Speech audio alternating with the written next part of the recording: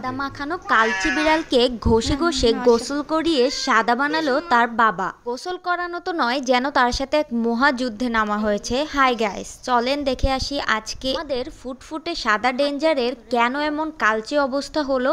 So দেখতেই পাচ্ছেন তার দুইটা হাত একদম ক্ষত বিক্ষত হয়ে গেছে, হাতে পুরো হচ্ছে ব্লাড লেগে আছে। আমি হাত দিয়ে দেখাচ্ছি।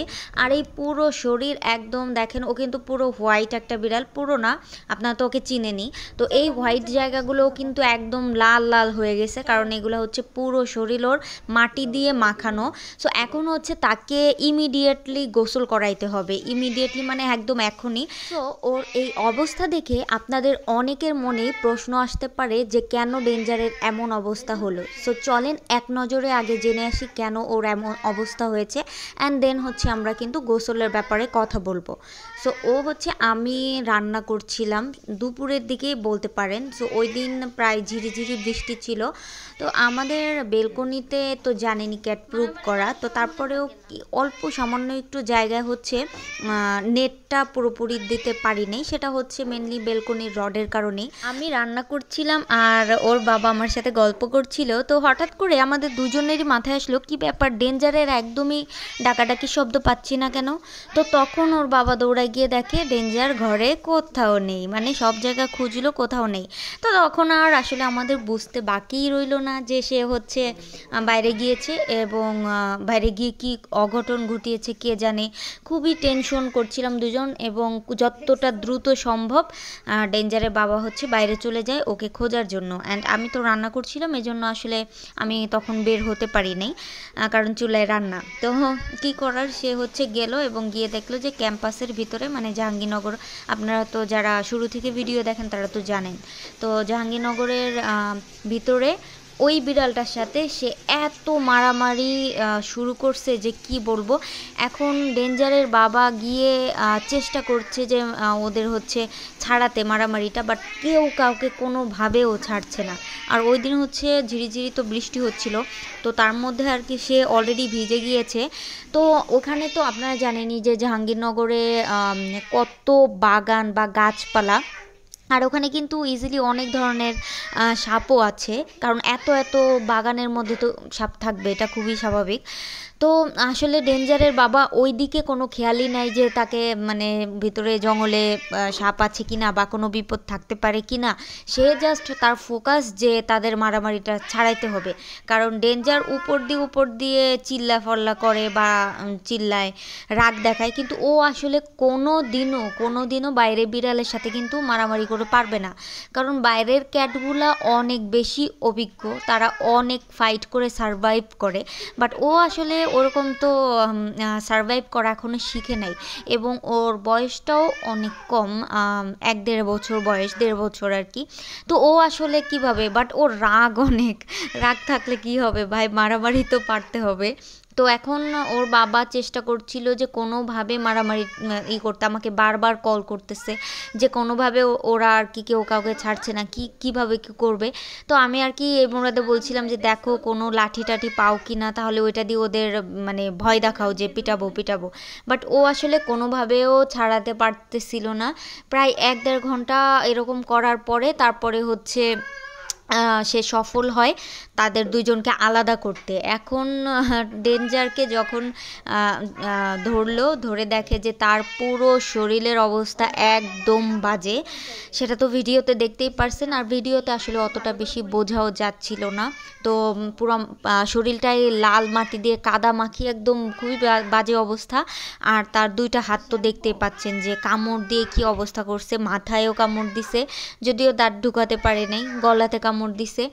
আর ডেঞ্জার আসলে ওই বিড়ালটাকে কি করছে, আমরা চিন্তায় ছিলাম যে ওই বিড়ালটার কোনো কিছু হয়েছে কিনা, আসলে তখন চিন্তা হচ্ছিল, এবং পরবর্তীতে দেখলাম যে সে আবার আসছে এবং তার আসলে কিছুই হয় নাই। তো তখন থেকে আর কি বুঝলাম যে আমাদের ডেঞ্জার একটু হাইপার হয় বেশি, কিন্তু আসলে মারামারি পারে না, খুবই স্বাভাবিক, কারণ ও আসলে বাইরে সারভাইভ করে না। আর ওই বিড়ালটা দেখবেন যে শুধু ডেঞ্জার না, বাইরের অনেক মেল ক্যাটদের সাথে ফাইট করে এত দূর পর্যন্ত সারভাইভ করে আসছে।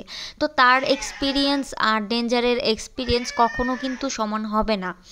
তো তো আর কি করার, ওইটা দেখে ভালোই লাগলো যে ডেঞ্জারে যদি কিছু হয় তাহলে তো আমরা আসলে ট্রিটমেন্ট করার জন্য আছি, কিন্তু বাইরের বিড়ালটা যদি সত্যি কিছু হয়ে যেত তাহলে তো আমরা আসলে ট্রিটমেন্ট করতে পারতাম না। যদি চাইতামও ট্রিটমেন্ট করতে আসলে বিড়ালটা তো আমাদের কাছে আসতো না। তো ওটা দেখে আসলে ভালোই লেগেছে যে না, যদি ক্ষতি হয় ডেঞ্জারে হয়েছে তো তাতে সমস্যা নেই, কারণ আমরা ওকে মেডিসিন দিব। তো এই যে দেখেন ওর বাবা ওকে একদম ঘষে ঘষে, মানে ওর পুরো শরীরে এত মাটি ভরেছিল কি বলবো, আর পুরো শরীর শ্যাম্পু দিয়ে ডলে ডলে ঘষে ঘষে পরিষ্কার করতেছিল, কারণ প্রচুর মাটি পুরো শরীরে লেগেছিল আর ক্যামেরায় তো বোঝাই যাচ্ছিল না অতটা। তো অনেক সময় লেগেছে আর কি গোসল করাতে। আর আপনারা সবাই তো জানেন যে বিড়ালের কানে পানি গেলে কিন্তু প্রায় ওরা মারা যায়, এরকম একটা অবস্থা হয়। তো ও হচ্ছে একদম কান ধরে তারপরে পানি দিচ্ছিল, কানে কোনোভাবেই আর কি পানি যাচ্ছিল না। তো তারপরেও হচ্ছে পুরো শরীরের ময়লা যাচ্ছিল না, ও হচ্ছে গোসল করবেই না, কারণ ওকে তো লাস্ট আগের বার গরমে মানে গোসল করানো হয়েছিল, এর মধ্যে আর শীতের মধ্যে আমরা ওকে গোসল করাই নাই। তো ভাবছিলাম যে প্ল্যান ছিল যে গরমে যেহেতু চলে আসছে তো এর মধ্যে আর কি ওকে আমরা একটা গোসল দিব। তো তার মধ্যে আর কি এরকম একটা অঘটন ঘটিয়ে নিয়েছিল। তো এভাবে তো কোনোভাবে, ও যেহেতু আমাদের সাথে একই বেডে ঘুমায়, তো কোনোভাবেও আর কি ওকে এভাবে রাখা সম্ভব না। তো আরও হচ্ছে বিষয় আছে যে যেখানে যেখানে ওকে কামড় দিয়েছে বা ক্ষত হয়েছে ওসব জায়গাতে কিন্তু এই মাটি বা এগুলা থাকলে ওইগুলা থেকে কিন্তু ইনফেকশন হবে। একটু সময় নিয়েই শাওয়ারটা করাচ্ছিল, বেশ ঘষে ঘষে শাওয়ারটা করাচ্ছিল। আর এই যে দেখেন তার পটলা, এটাকে আমি আসলে পটলাই বলি। তো এই পটলাতে অনেক দিন ধরে আর কি ময়লা জমে আছে। তো ও হচ্ছে যখন কি বলে বাইরে যায় বা বিভিন্ন আমি তো বললাম যে শীতের মধ্যে আর কি ওকে গোসল করানো হয়েছে, তো সেক্ষেত্রে আর কি এটা বেশ ময়লা জমে আছে। তো ওর বাবা তো এই জিনিসটাকে খুব সুন্দর করে শ্যাম্পু দিয়ে দেখেন কি আস্তে আস্তে সফট করে আর কি ঘষে ঘষে পরিষ্কার করে দিচ্ছিল, কারণ এই জিনিসটা তো কত কি মূল্যবান বা কীরকম একটা মেল ক্যাট বা ইয়েদের জন্য, সেটা তো ও ভালো মতোই জানে কিভাবে কি ক্লিন করতে হবে। সো ও হচ্ছে ওইভাবেই ক্লিন করে দিচ্ছিল, খুবই সফটভাবে ধরে ধরে ক্লিন করে দিচ্ছিল, যাতে আসলে ডেঞ্জার কোনোভাবেও কোনো ব্যথা ফিল না করে। তো আর ও হচ্ছে ডেঞ্জারকে গোসল করাতে করাতে কিন্তু বেশ এক্সপার্ট হয়ে গিয়েছে। আর ভালোবাসাটা এমনই, যখন কোনো কিছুর মায়ায় পড়ে যাবে কেউ তখন কিন্তু সেই জিনিসটাকে দেখবেন যে একদম আগলে নিজের বাচ্চার মতো রাখে। তো ও আসলে এই বিড়ালটার সত্যি মায়ায় পড়ে গেছে, কারণ আমার হাজবেন্ডের কিন্তু অনেক বেশি রাগ। সে যে একটা বিড়ালকে এত মায়া মমতা এবং স্নেহ দেয় এটা আসলে কোনোভাবেও কেউ আন্দাজও করতে পারে না। ওকে তো উপর দিয়ে দেখে অনেক বেশি রাগী ভাবে সবাই, এবং ও রাগীও, কিন্তু ওর মনটা আসলে অনেক বেশি নরম। আর আমি দেখেছি অনেকে আসলে এটাও বলে যে যারা রাগী মানুষ তাদের মন নাকি অনেক বেশি নরম থাকে, সফট থাকে ভিতরে। তো আসলে এটা আমি ওকে না দেখলে বুঝতে পারতাম না, কাছ থেকে না দেখলে। আমাদের এই ডেঞ্জারটাকে ও আসলে নিজের বাচ্চার মতো করে বড় করে, কারণ এখনও তো ওর বাচ্চা হয় নাই, বাট ওকে টেক কেয়ার আদর যত্ন দেখে বোঝা যায় যে পরবর্তীতে আমাদের কোনো বেবি টেবি হলে ও আসলে কতটা বেশি ভালোবাসবে। কারণ একটা বিড়ালের বাচ্চাকে যদি এত ভালোবাসতে পারে তাহলে না জানি নিজের বাচ্চাকে কত ভালোবাসবে। তো আমাদের এই তিনজনের জন্য আপনারা দোয়া রাখবেন। আর ডেঞ্জারের এই যে ক্ষতগুলো এগুলোর জন্য আসলে মেডিসিন দেওয়া হবে, আপনারা একদম চিন্তা করবেন না, আর আপনারা ওর জন্য দোয়া করবেন। আর এখান দিয়ে আসলে মেবি কামড় বা আঁচড় যে কোনো একটা কিছু দিয়েছে, আর এই চোখের এখান দিয়েও আসলে দিয়েছে। তো যাই হোক, আমাদের এই সব কিছু মিলে এই ব্লগগুলা কেমন লাগে বা আমাদের সেগুলো কমেন্ট করে কিন্তু আপনারা জানাবেন। আর ওর শরীরটা খুব ভালো মতো মুছে দিচ্ছিল, কারণ আমাদের তো ড্রায়ার নেই আসলে।